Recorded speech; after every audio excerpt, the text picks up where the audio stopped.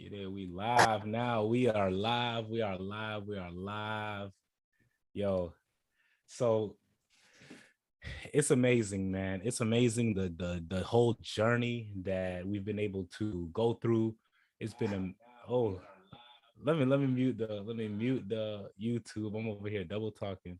Yeah, man. So pretty much my whole journey from the beginning to the end, not even the end to where I'm at now. I'm not even nowhere close to the end. Like I started from making music to jumping into launching my clothing line to jumping into launching my marketing business. So those three aspects right there, I've had a chance to learn so much. I've had a chance to dive into so many different types of levels of knowledge, interact with different people. And today what I'm about to go over is the 10 things I wish I knew before starting my businesses. Like there's 10 things that I'm like, yo, if it was these 10 things, if I knew these, if I could go back 5, 10 years ago and just sit myself down and say, hey, young Bunduk, if you just focus on these 10 things and you're gonna be straight, you're gonna be A1. So I'm going to jump into each one of these and break it down for y'all. That's what this today's marketing mindset group meeting is all about. For all those out there watching on the other platforms, YouTube, Instagram, Facebook, wherever you watching, make sure you join the marketing mindset group. We are here each and every single Thursday, 7 p.m. Eastern Standard Time. We're breaking down everything from business to the mindset, to the ads, to the marketing, doing it all. So as I said, today's topic is the 10 things I wish I knew before starting my business. Like the first thing that I wish I knew, the first thing was delegate tasks as early as possible, like as early as you possibly can. If you can support that within your business, do it immediately. And what I mean by delegating tasks is like figuring out which of those things that you're doing, like even if it's like repetitive tasks, if you're doing certain things over and over and over, that's how you know that's the type of task that can be passed off to somebody else. See, that could be things like shooting out emails, that could be things like scheduling out content, little things like that, different what do they call it, MWAs, minimum wage activities. Whatever you can identify as a minimum wage activity, these are the tasks that you have to delegate, pass them off to somebody else. You as the business owner, you don't really need to just be completely focused on these tasks all of the time. Your goal as the business owner, and I realized that with even in the music game, like my goal is to make better and better music. My goal is not to sit there and file my copyright. My goal is not to sit there and register my lyrics, things of that nature, register my songs. My goal is to make better and better music that's going to connect with my fans. On the same note, when I started my clothing line, my main goal is to create amazing products. The creativity, like I'm a natural born creator, yo. I love to create. So all of the designs that I come up with my merch, I make these on my own. Like I'm sitting there on Photoshop and just kind of coming up with different ideas and different things that I feel like is going to captivate my audience. And so I don't necessarily need to be completely caught up with the certain activities like, yo, packing, shipping, little things like that. How can I delegate these types of tasks? Do I pass it off to somebody else? Do I focus on drop shipping? How am I about to do this? So there's different ways to be able to delegate these tasks. So that's why that's the number one thing. But the key part, the thing that changed my life was starting my coaching business, starting my marketing business, and becoming first I started out as a consultant, then I became a coach. Of course, like I was just initially consulting people, giving them advice on their marketing, telling them which way they need to go, things like that. But over time, people started asking me to learn. People wanted to learn what I already knew. So then I started teaching. That's how I became a coach. And so now the things that I need to pass off are things like taking introductory discovery calls. I need to pass that off to somebody else. Sending out the weekly emails for the marketing mindset group, set that off to somebody else. Handling collecting payments, pass that off to somebody else. What I need to focus on is the actual coaching, is giving people the knowledge and giving people the actual transformation that they're expecting from my business. So this is why you have to delegate these tasks as early as possible. You got to stop completely focusing on, oh, I need to be doing everything in my business. No, you don't need to be doing everything. You need to be focusing on what's actually going to push the needle to the next level. And when I say push the needle, when you're driving in your whip, when you're driving in your whip and you got the dashboard, the miles per hour, and it's going up, that's the needle. What's going to push that needle all the way to the end? You got to put your foot on the gas. So you can't be worried about other things like, yo, is my rear view mirror straight? Is my side mirror? Like, you need to go get other people to handle that stuff. Of course, when you're driving, be safe. But anyways, that's why number one is delegate tasks as early as possible. Now, the second thing is what I learned, especially when it came to the marketing side of things, is that consultants are there for direction and advice, while coaches are there for mindset and accountability. So if you got a consultant, the consultant is going to put you on game. Consultant going to put you on game to, hey, this is what you need to do. That you didn't. They're going to dissect whatever you have going on and kind of point you in the right direction. Be like, yo, you need to go this way. You need to start focusing on this, this, and this. And then they'll give you advice. Oh, well, if you want to learn this, maybe you should check out this. Maybe you should do this, this, and that. And they'll give you that direction and they'll give you that advice. That's what I started out doing, is giving people that direction and giving people that advice. Then as I transitioned into becoming a coach, I realized that it's a whole different ball game. It's a whole different ball game. It starts with the mindset. Is giving people the right mindset, cultivating that mindset, instilling my values, instilling my morals, instilling my habits, my thought processes into people. And if I'm not giving them that proper mindset, then they're going to fall off. Everything starts with your mindset. Are you focused? Are you determined? And then on top of that is that accountability piece. That accountability is everything. How am I going to keep somebody on track? That's why I have to have that. That's why I have to have a structure. That's why I have to push people. That's what a coach does. A coach will push you to the next level. A coach will challenge your mindset. A coach will see something bigger in you than you even see in yourself. And they'll take you to that next level. A lot of coaches out there, some of them, I ain't gonna lie, some coaches are not necessarily trying to take you to that next level. So that's where you got to also be careful with finding the right coaches, finding the right people who are going to instill the right mindset, that accountability, that level of consistency, and then lead by example. I'm not going to ever be telling somebody, yo, you need to be posting consistently at the minimum 3 to 5 times a week. If I'm not posting 3 to 5 times a week, come on now. So I'm always working towards practicing what I preach. If I'm not practicing what I preach, what's the point of me even giving somebody advice, giving somebody direction? How can I hold somebody accountable if I'm not holding myself accountable? How can I give somebody the mindset if I ain't got the right mindset? So that's why I was able to really decipher between the two of what a consultant does versus what a coach gonna do for you. And that's number 2. Number 3, one thing I learned, it goes the same with if it's the teammates you're working with, whether it's the people that you're bringing onto your business. The most dedicated people are going to be the ones who make the fastest decisions.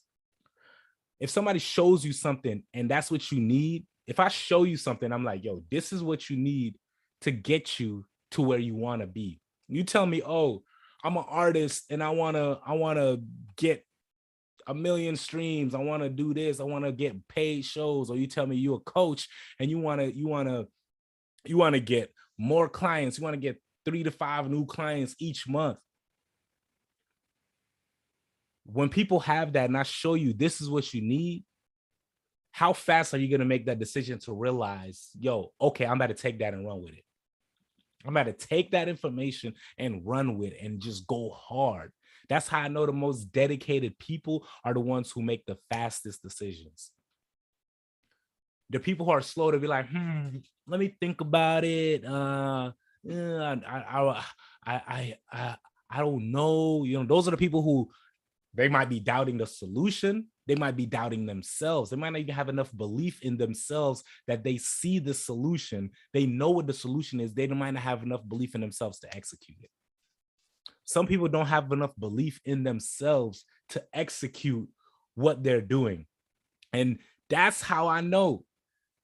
That's how I know the most dedicated people are the ones who make the fastest decisions.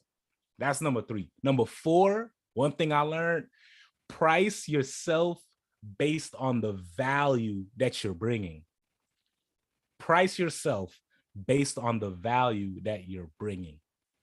I began to realize that, I had people coming to me when I had my price at a certain level. I had everybody and their mama was just like, yo, let me get your time here. Let me get your time there. Let me get your time here. Let me get your time there. And I realized it was because the value that I was bringing was way up here, but the price that I was charging was real low. There was a huge gap. And when that happened, I was getting pulled and stretched. And then I wasn't necessarily able to dedicate my time to myself. I wasn't able to take a step back and actually work on the business. I was too busy working in the business. You got to pull yourself out from just being head down, working in the business, to take a step back and looking at the broad overview. Now, a lot of people, it's like, it's like you playing chess, right? You can't be playing chess and be one of the pieces on the board.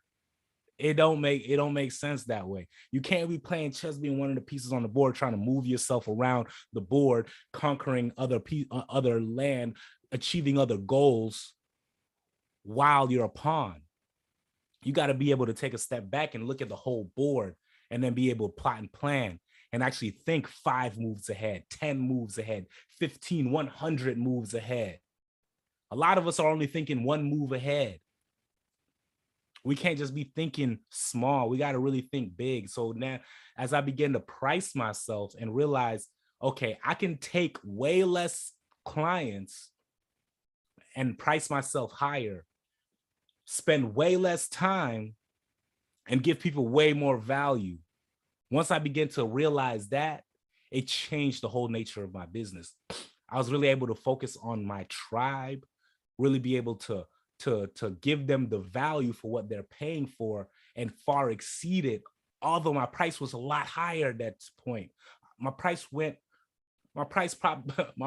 increased 500% from what I used to charge, like 8 months ago. 8 months ago, if I was if I was charging $1 8 months ago, today I'm charging $5. Just to I'll let you do the math on what I really charge, but we ain't talking about that right now. But price yourself based on the value that you're actually bringing, and that's going to change your whole life. The next thing, it's okay to leave money on the table. A lot of us want to grab everybody. That's one thing I learned. I said, I can't grab everybody. You can't help everybody. Your services are not for everybody. What you do is not for everybody. It's for a select group of people. Once we begin to realize that, then you're okay with leaving money on the table. I'm okay with telling somebody, no, I can't work with you. Even if they got their credit card out, ready to pay me, I'm okay with telling them, no, I can't work with you, because I understand that my services are not for everybody. I only work with the people who I want to work with now. I used to just be like, I need this money. I need it. No matter how tough things get in my business, I'm only working with the people that I want to work with. And that's one of the blessings behind running my own business now, is I get to pick and choose. I don't have to be like, I need this person's money. I don't have to think like that. I think now, the way I think is like, this person is blessed if I take their money. The whole thing changed. From my mindset coming back from working 9 to 5. I used to be a 9 to 5, just focused on, I'm here, I'm showing up, I'm clocking in, I'm clocking out, I'm going back home, I'm chilling, I'm drinking, smoking, whatever I do, just go to sleep, wake up the next day, maybe hit the studio, all of this stuff. But that stuff's dead now. Now I'm okay. I'm as I transition into entrepreneurship and learn these lessons, it changed my mindset. It changed the game for me. It changed the level of people that I interact and the people that I work with. It's different now.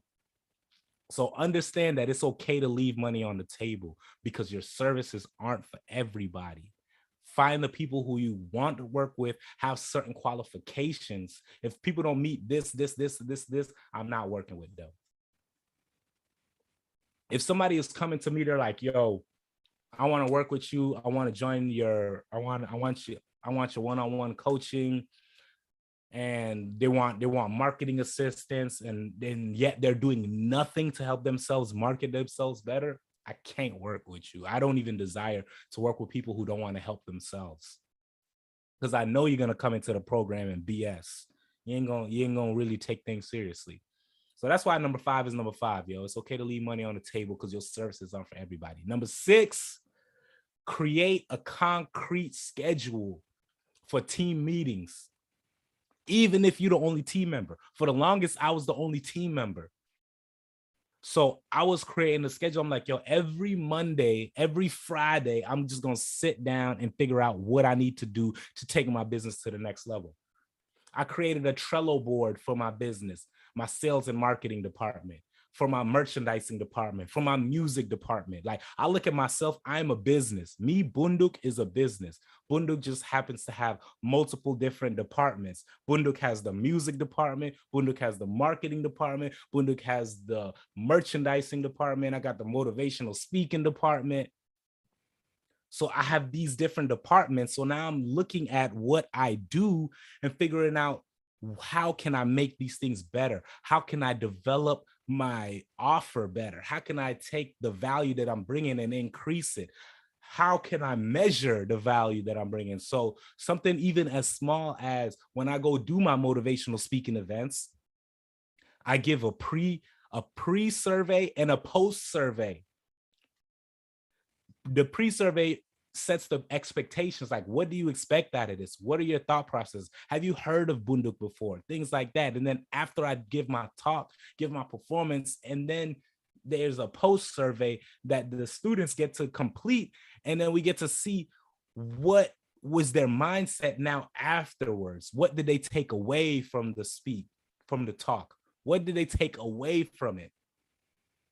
So now, as I'm doing these types of things, I realize, okay, now I can implement that to my coaching program when it comes to my marketing. Somebody comes into my marketing program, yo, what are your expectations? What do you think is going to happen? How do you feel about the investment that you just made before they get started? And then after they finish, they get a post survey, and I get to see, did I live up to your expectations? Did I exceed your expectations? And if not, why? How can I be better? And if I did, great. How can I take that to the next level? That's what we got to be thinking about. How can we consistently be taking things to the next level? So this is why you have to create a concrete schedule, have team meetings, even if you're the only team member. Set these team meetings, sit there, identify the opportunities in your business, continue to grow, continue to push forward. Number 7, build your SOPs. Your SOPs are your standard operating procedures. Your standard operating procedures are pretty much all of the processes that occur in your business. If somebody wants to work with you, what are the procedures that must be followed? If somebody wants to book me as an artist, what do they need to do? If somebody wants to work with me as a marketing coach, what is that they need to do? So first thing, for when it comes to my coaching, they need to book a discovery call. And when they book the discovery call, they fill out a questionnaire, and then we call them. And then we let them know about our offers. And if they choose to move forward, then we send out contracts. We send out invoices. Once those are completed, they get access to our online portals. They get access to book one-on-one meetings. They get access to come to our weekly marketing mindset group calls. So as I'm laying out all of these steps. You need to do that as your business grows. You don't have to wait for yourself to feel like, yo, I'm established now. Now I'm going to work on my standard operating procedures and actually make an instruction manual for it. It's literally the instruction manual for your business. Your everything you do almost needs an instruction manual. Even with the marketing mindset group calls, there's an instruction manual essentially. And with this instruction, it's like, if I had to step out of the business and put somebody else into the business, would they be able to figure things out? Ask yourself that. If you had to step outside of your business, if you had to step outside of your business for 3 months and you had to put somebody into your business, would they be able to read your SOPs? And even with your SOPs, they don't just have to be words. They can be videos. It can be videos of you literally walking people through the steps, because a lot of things are digital now. A lot of things we're doing it on the computer. There's so many tools out on the internet that you can use to develop your standard operating procedures. You can use, help me out here. You can use Loom. I use Vimeo Record because I have a Vimeo account and it automatically uploads to my Vimeo, and I can put that and I can embed that anywhere really easily. So that's one thing that you can do.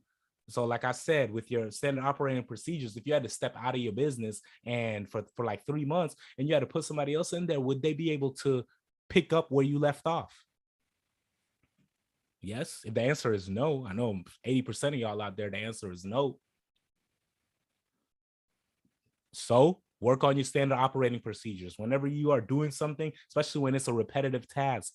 And this is where this ties back to number one. What I said is delegate tasks as early as possible. You can't delegate your tasks without standard operating procedures. If you have the standard operating procedures, you'll be able to just let somebody know, hey, I need you to do this, read this, or watch this video, and you'll know exactly what to do.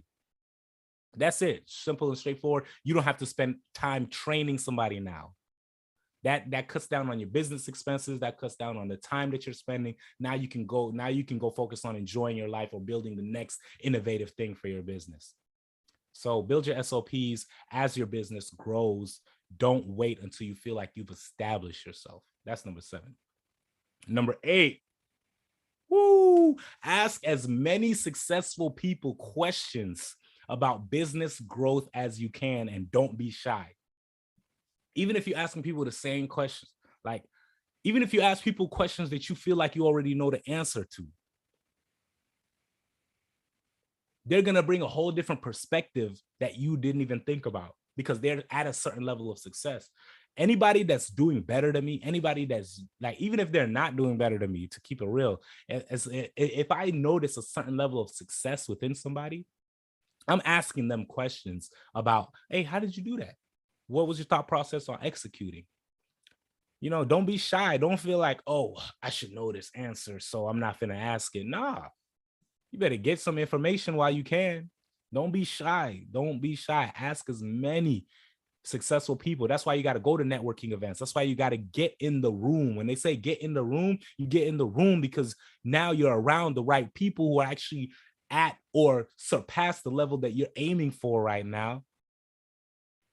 And they're going to give you some information that's going to transform your life and help you close the gap faster. So this is why this is one of those things that I'm like, yo, if I was talking to myself 5-10 years ago, I'm telling myself all these 10 things that I'm breaking down right now.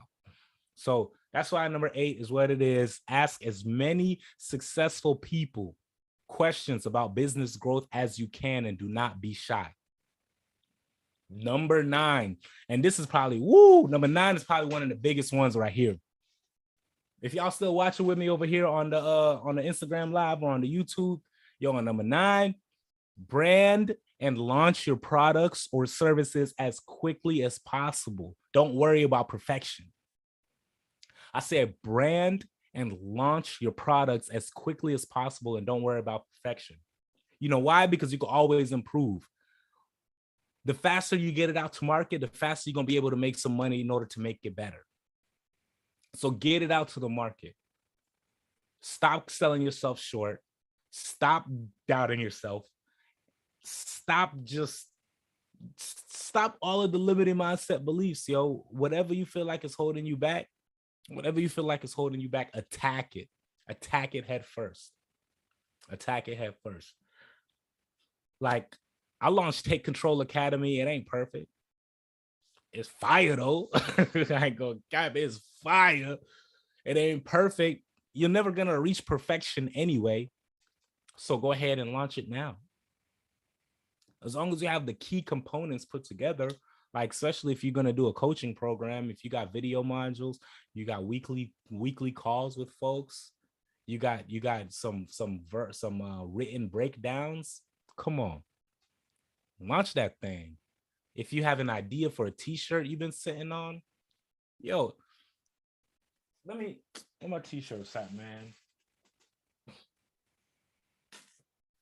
I came up with simple ideas. Simple ideas. Simple ideas. Before I had all these languages, it just said thank God. That's all it did. Like this one right here. Simple.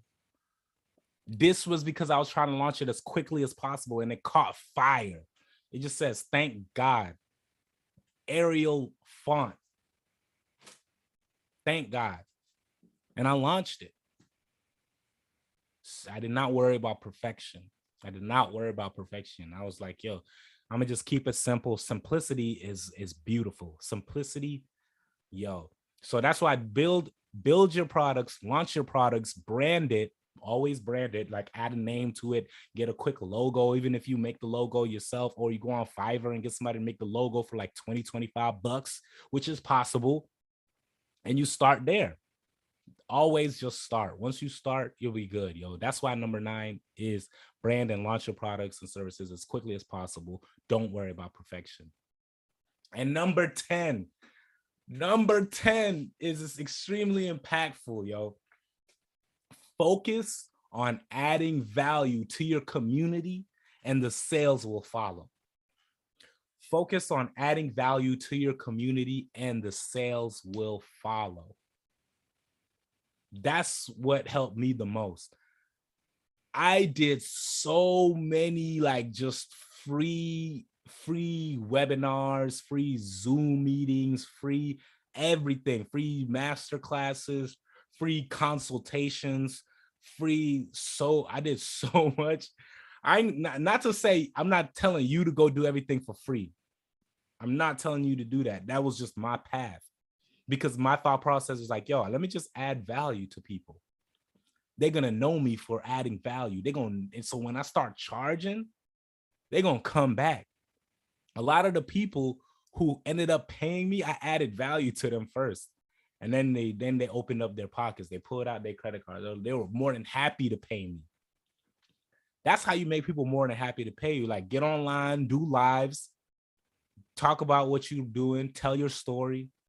I'll tell you the most money I ever made in one day. And I'm talking about my hold on, I just got a call over here. Yo, the most money I ever made in one day off of my clothing brand was because I went online and I was on live for like 3 hours making the clothing right there in front of people, telling people about how I got started with the brand, telling people about me literally just getting it out the mud. And that was the most money I ever made in one day. Try that out though. If you have if you got a t-shirt brand or a clothing brand or something like that, try that out. Go live and share your story. Go live and talk about what you do and promote your link and watch those sales come through. Go live if you're a coach or a consultant and give people tips that's actually going to transform them. Give people something that's actually going to help them. That will actually help them. A lot of I tend to see folks online and they'll be like, hey, I got 10 tips, but you got to buy it. You know, okay, cool. I mean, I ain't mad at you. Get it. Get your money. At the same time, what I realize is that if I give somebody something that actually gives them a transformation, actually changes their life, Yo, even if they don't come back and pay me,